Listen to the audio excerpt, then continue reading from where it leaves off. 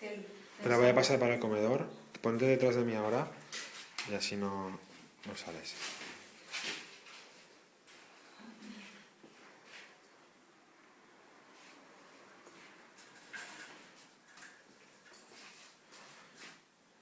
Pues lo que nos han comentado también es que el otro día una compañera fue a ver un piso aquí en Sagunto, vio un policía en la zona nueva y dijo que tenía un montón así de denuncias de gente que había entrado a robar, que iban con inmobiliarias y eso pidiendo los pisos y que luego entraban a desvalijar las casas.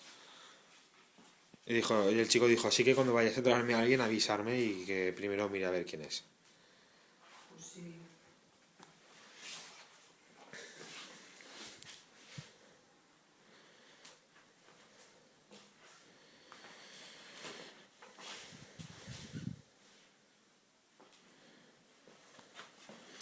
O sea, nosotros lo que más notamos es el tema de la gasolina, porque yo trabajo en Valencia y ir y venir todos los días Claro.